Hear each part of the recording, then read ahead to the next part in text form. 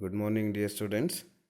So, in this session, we'll start with the disuniting structures of prefabrication. So, disuniting of structures. So, here certain solution of problems which are connected with the transportation and placing of the structures that demands as a rule their disuniting into a smaller members. So, the main problem in the prefabrication system is when the length of the structure is more, the structural member is more, so that may leads in the storing capacity problem in the storing capacity, and even it may lead some problems during the transportation part.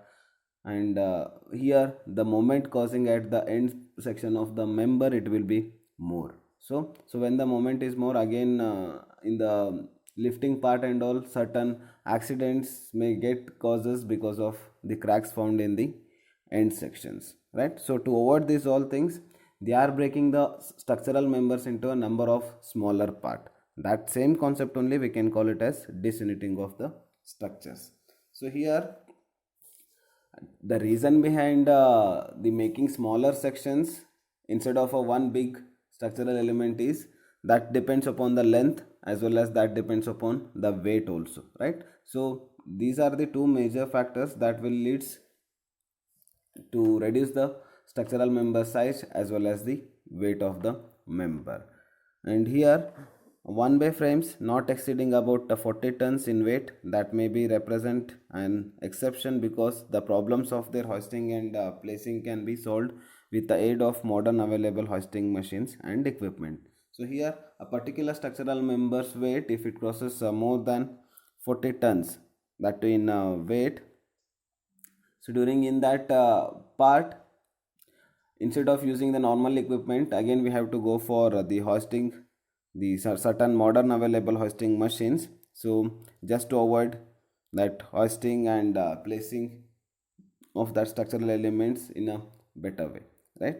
And in spite of this, framed are frequently disunited at their corners or points of minimum moments into the members to make the hoisting of these smaller members possible using much simpler equipment, right? So but here what they are telling, the larger length of the members, they can be minimized into a shorter length of the members. The only reason is so it can be processed the minimum moments into a particular members, so that it will be much helpful in the placing during in the transportation part, even during in the erection part, right? So in each and every stage of the prefabrication system, it will be much easier to handle those structural elements in a better way. So if we have considered a long the length of the structural element is bit more, so might be a small cracks or small damage may get occurs, each entire member it is going to be waste. So we, since we can't reuse that particular member, which is already broken,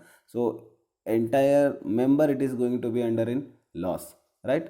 So we need to shorten that particular length of the members such that we can be minimized cracks in the elements, and even it is much useful in the entire system of the prefabrication, that is since from the starting till end, manufacturing, transportation, erection and installation.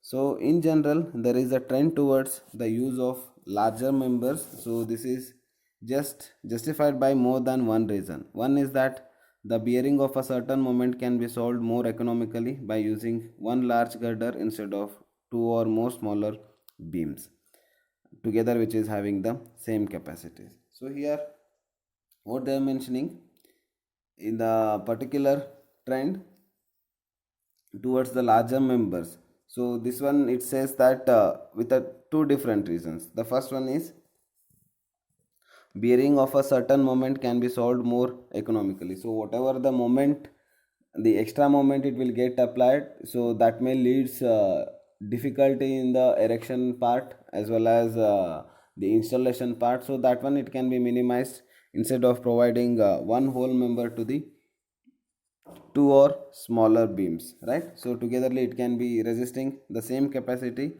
as it is having one large girder. So coming to the next part, that is handling and erection stresses. So here handling process consists of demolding of the precast units, loading and transportation to the storage areas, offloading to the storage, transfer to the site, and then site erection. So here where and all we can use this erection system. So as we all know that the manufacturing of the structural elements in the construction factory, right? So how it is going to be used in the erection part? First we will manufacture the elements, then we need to shift that one to the curing part. So during that curing part again we require some erections, so each and every members are going to be transferred from the molded stage to the curing stage. So there we require erection part, and after curing we need to shift that one to the storage part. There also we require erection, and after storage to the transportation vehicle, so we need to shift that one from storage place to the inside the vehicle, and after reaching to the construction site, again from vehicle to the specified locations of storage area of those structural elements, and later from that storage areas we need to shift, and we need to erect that one from storage area to the required location, and then the installation process. So here each and every stage of this which will includes the erection process, so there we need to take care about the stresses, how it will get developed within the member. So they have given this all process during in the demolding of the precast units, loading and transportation to the storage area, offloading and storage, transfer and site, and then erection part in the site at the required location. So here the techniques for handling precast unit should be aim for. So the main techniques what we are following in the handling precast unit, it is having certain goals, that is for successful prefabrication, delivery, and installation without causing structural damage and detrimental cracking, architectural impairment, or permanent distortion. So these all things can be take care a lot during in the erection part. So here when we have achieved a proper erection part in the construction, so it may leads in the successful prefabrication. That purely represents the manufacturing process of the elements, and during the delivery, so it represents the transportation part of the prefabrication. So during that part we need to take care a lot about the structural elements, so that it should get less stress in the transportation part, and we need to arrange that one properly such that no distress can be applied from one element to the other element because of some jerks in the road transportation, right? And here the third point, that is the installation without causing structural damage. So here the member which is having certain cracks that may get developed during in the transportation part, or else during at the place of storage. So might be certain cracks may get applied, so we need to avoid those things, those elements in the installation, because might be that minor cracks may lead some major cracks during in the installation part. So again that leads in the certain accidental things in the construction site, right? And we should take care about the detrimental crackings.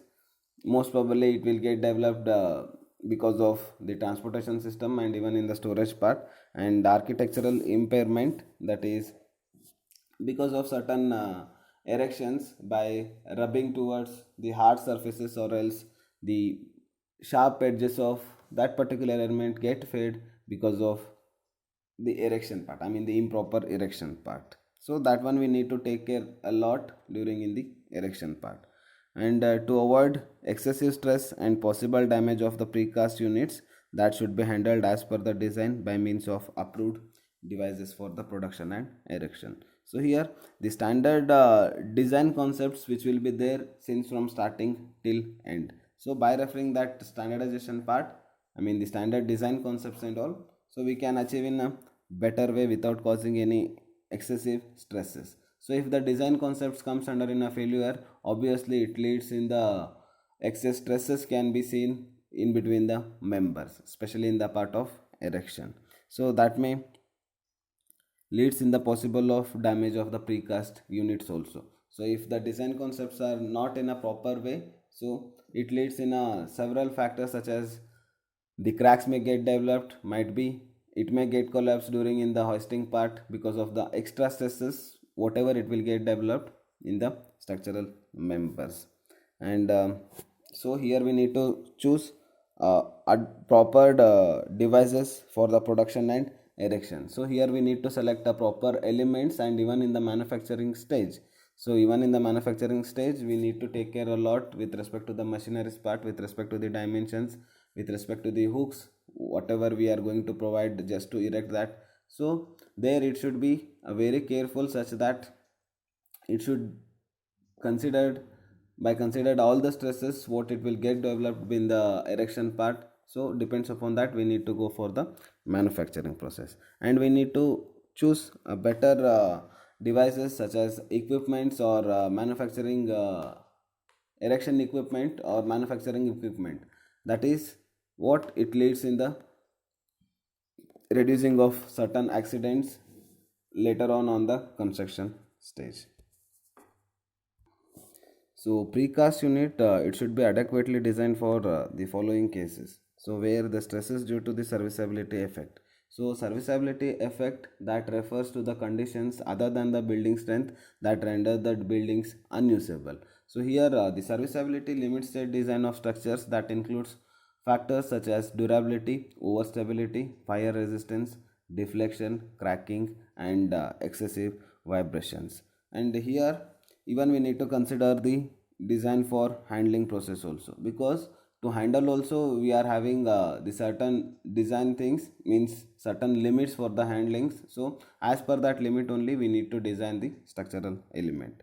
And the demolded and transportation also. So for demolding also, since the members carrying a heavy load compared to the conventional buildings members, so in the conventional building we are constructing in a conventional mode, but here the members, the prefabricated structural members, they are carrying more load. I mean even in sorry, even in the part of the demolding and all, we need to take care a lot. So we need to follow the proper design concepts even in the demolding as well as even in the transportation. And here the safety during handling and erection of the precast unit is a prime of importance, because so here compared to the conventional building, the chances of accidents may be very vast condition. So because here might be a few negligence in the erection part, it may leads the entire structural failure of the particular structural element. So that may leads in the several dangerous things in the construction site, might be it may leads the what the dangers of the people those are working just under that. And might be it is a failure of the equipment. So each and every causes may get developed during in the erection part. So and all the equipments used for the handling and erections must be maintained to the high standards, load tested as necessary. So here whatever the equipments they are using in the erection part, so they need to be checked regularly about that maintenance of the particular equipment. And for every certain period it should be serviced well, such that it should be knowing with respect to the load carrying capacity of that element. So each and everything we need to check before selecting that particular equipment in the erection part.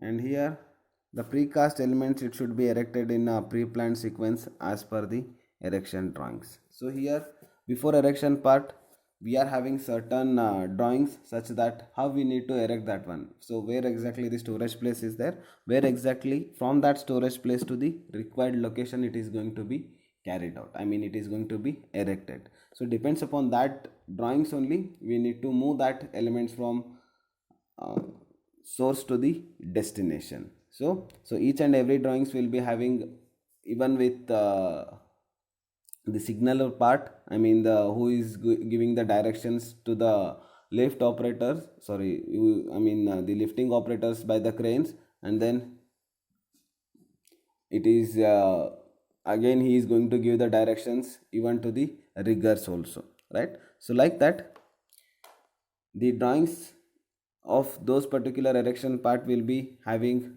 even with the signalers, and even it will be with crane operator also, right? So based upon the signals what he will be giving to the crane operators as well as the riggers, so based upon these diagrams only the movement of that erection part may takes place since from the source to the destination.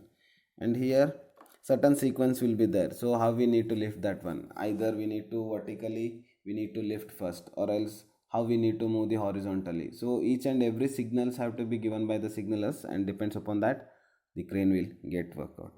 And the trial erection operation should be carried out to identify the unforeseen difficulties, because here we'll not be knowing that how it may will not be knowing that how it may get leads the obstacles during in the erection part. So first we need to move a particular equipment or erection equipment, so just with the demo part, right? So that time we will come to know that which are the obstacles we may face during in that particular erection part, so how it may get causes some difficulties in the erection part. Might be that working radius it may get changes, I mean from the place of where exactly that crane has been stopped, right? I mean where exactly it has been stayed in that place. From that place to the we need to calculate the working radius, and that working radius and all it should be free from all the obstacles, right? And even it may depends with the lifting height also, right? So even some lifting, because of some lifting height also the erections may cause some of the failures. So we need to calculate each and everything such as working radius and lifting height, and even the place where exactly that crane has to be installed, right? So that particular earth and all we need to take care a lot, because it is going to carry its own weight as well as the weight of that member, right? So a certain misconceptions such as a mishandling of the members and all it may leads the entire wastage of the member, so that it may leads the decrement in the economy. So compared to the conventional, here we need to plan very strictly such that each and every concepts have to be go smoothly. So if a small misconception, small misunderstanding happens between the crane operator as well as the signalers, so it may leads the entire thing comes under with negative, I mean that economy obviously it will comes down with loss in the construction budget. So we need to go for a certain trial erections, so that we'll come to know that which are the problems we are facing in the construction part, and I mean in the erection part, and how we are going to overcome that. Might be we can change the place of the erection equipment, and might be we can change the lifting height, and depends upon that criteria even we can choose equipment erection equipment for the further elements erections also. Thank you.